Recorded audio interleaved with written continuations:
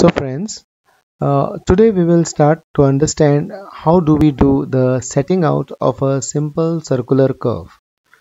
Basically, a simple circular curve can be set out by any of the following methods. One is by linear methods, that is by using the chain or tape where no angle measuring instrument or no angle measurement is employed at all. And the second method in which we are using instruments in which theodolite, tachometer, total station would be employed. Along with them, some linear measurement also could be taken sometimes, as the case may be. So in the first method, it is only that we are using linear measurements, only linear measurements by means of chain or tape or maybe by EDM, whatever. Second method is by using instruments. When we say instruments, these instruments which are capable of measuring angles, okay, something like theodolite, tachometer, total station, and things like that. Now, which are the methods, that is curve setting by linear or chain and tape method? Which are the methods which employ this? The methods employed generally in the linear or chain and tape method are offsets or ordinates from the long chord. This is one of the most simplest method which has been used for long time. The second method is offsets from the chords produced. Then we have successfully bisecting the arcs. Then we also have offsets from tangents. Then the curve setting by instrument method. The methods employed over here are the deflection angle method. This particular method has got different names.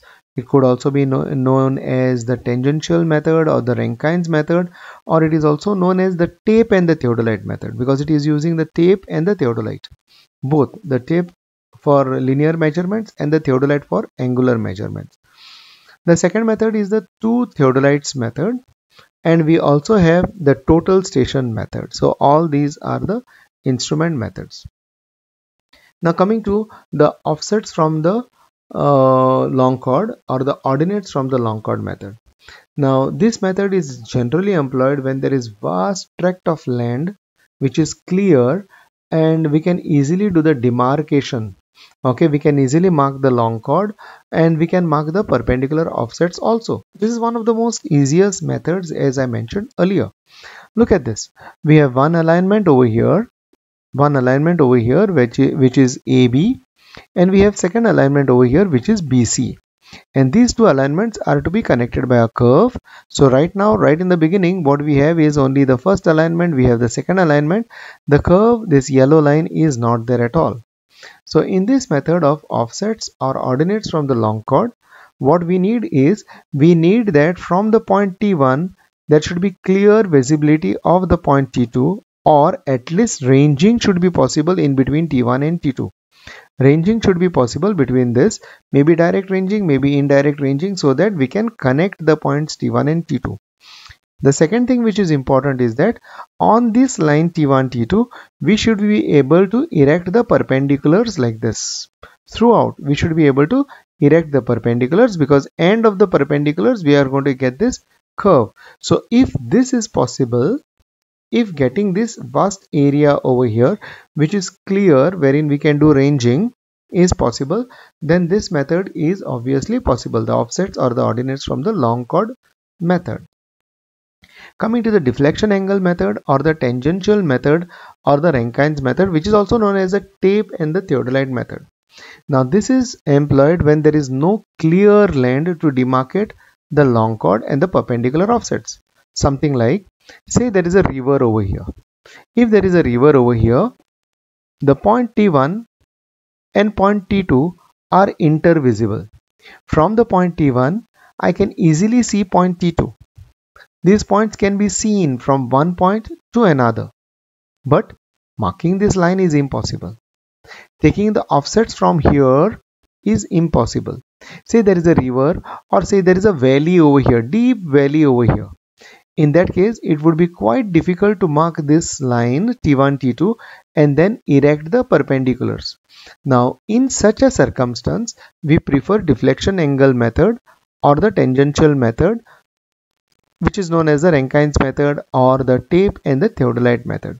So these are the circumstances when we prefer the offsets from the long chord method and the deflection angle method or the Rankine's method. Now Rankine's method, please remember, it gives good accuracy because we use theodolite in this. The theodolite is positioned at one place and we mark all the angles and then we do the measurement. So that's the deflection angle method. Now setting out of a simple curve by offsets or ordinates from the long chord method. Now what are the steps involved in this? Let us have a look at the steps involved in this.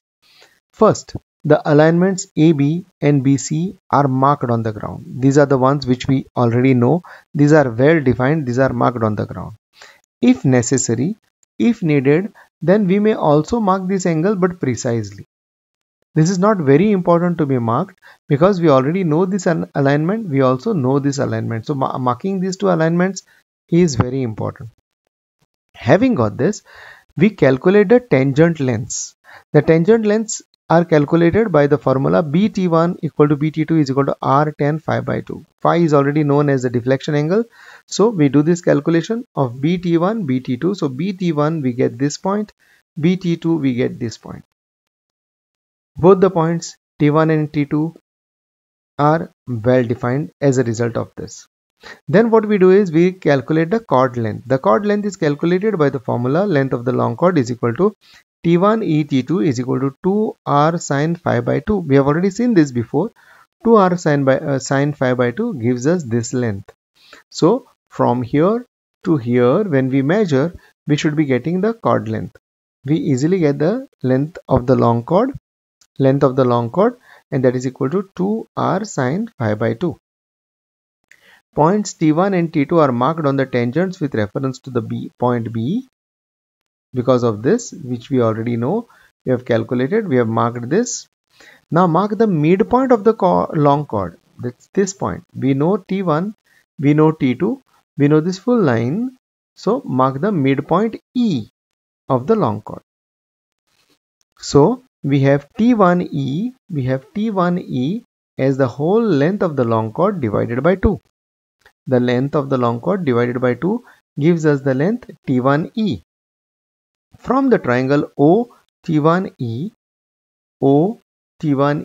we are looking at this triangle OT1E. OE is equal to, look at this, hypotenuse square is equal to OE square plus ET1 square. So hypotenuse square minus ET1 square will be my OE square. So OE becomes equal to R square minus L by 2 the whole square, because this is my L by 2. So this length OE will be equal to hypotenuse square minus T1E, that is L by 2 square under the root sign. So root of R square minus L by 2 the whole square. So we get the value of OE. This is exactly what I had mentioned earlier. Looking at this triangle, we have OE square plus T1E square is equal to the hypotenuse, that is T1O square. This is R square.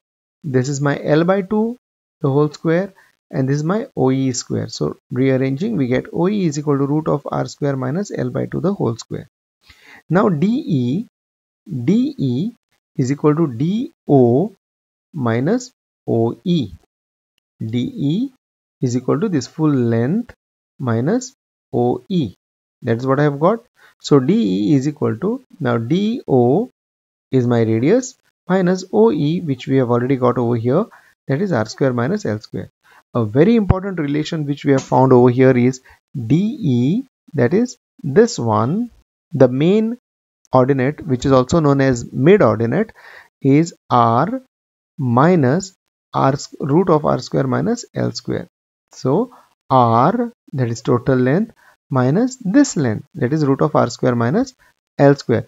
Doing that, we get the value of DE. Let us see the other steps involved.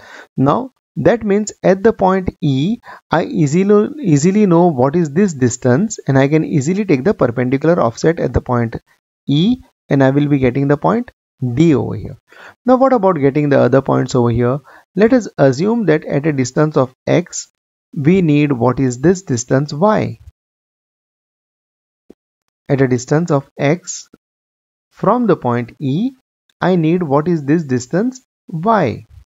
Let me assume that this point over here is P and this perpendicular point over here is P1. Now look at the triangle OPP1. Look at the triangle OPP1. Looking at this triangle OPP1, I have hypotenuse square is equal to PP1 square plus OP1 square. Now, what is PP1 square? That is my x. So, x square plus OP1 square will be equal to my OP square. Now, OP is my R. X square plus OP1 square will be equal to this hypotenuse square, which is my R. So, R square. So, x square plus OP1 square is equal to R square. Now, over here, what is OP1? What is OP1? My OP1 is OE plus this distance. This distance is Y. So, for OP1, I can write OE plus Y. What I do is, I shift this x on the right hand side. It becomes R square minus x square. And for OP1, I write OE plus Y. OP1 is my OE plus Y. So now, taking the root on both the sides, I get OE plus Y is equal to square root of R square minus x square, or getting OE on this side, I get Y equal to square root of R square minus x square minus OE. But what is OE? OE we have already found earlier, so Y equal to root of R square minus x square minus the value of OE is root of R square minus L by 2 the whole square. Now this is a very important relationship. At any distance x from the point E, I can get what is this distance, the perpendicular distance, which will be giving me the well-defined points on the curve. So putting the value of x over here, whatever is the value of x, I will be getting the value of y. Suppose it is 1 meter, I will be getting this distance. Say 10 meters, I will be getting this distance. 20 meters, I will be getting this distance, and so on. So what I do is, I divide the long chord into number of parts. First, I have divided the long chord into 2 parts. Now, this part I will be dividing into number of parts. Having divided into number of parts, for each part I will take the distance from the point E, put the value over here x, I will be getting the corresponding distance y. Having got this, I will be marking the perpendicular distances over here. A fixed peg interval is generally taken as equal to chain length. So whatever we are taking over here normally is taken as one chain directly on this line. So from here, one chain, second chain, third chain, fourth chain, fifth chain, and whatever remains will be taken as the last chain over here. So a fixed peg interval is generally taken as equal to chain length and not greater than 1 upon 20 times the radius of the curve, and therefore corresponding ordinates are plotted by using chain and crossstaff method. All the ordinates are plotted by using chain and crossstaff method. In curves for railways, peg interval is taken as 20 meters or 30 meters, whereas in curves for roads, 10 meters or less is taken. So we have come to know now how we directly get the vertical distances over here, which are known as the offsets or the ordinates. For railways, what is the peg interval or the chain interval which we take, and for the roads, how much we take. So having known this, we can easily calculate the ordinates and then we can plot them over there to get the curve. So what we will be doing is, we will be plotting the curve on the left hand side. Then the same thing we will be doing it as mirror image on the other side, and then we will be getting the mirror image of the rest of the curve. So that's the way, that's the method we will be getting the full curve over here. Okay, the full yellow curve which is shown over here connecting the point T1 and T2. Thank you.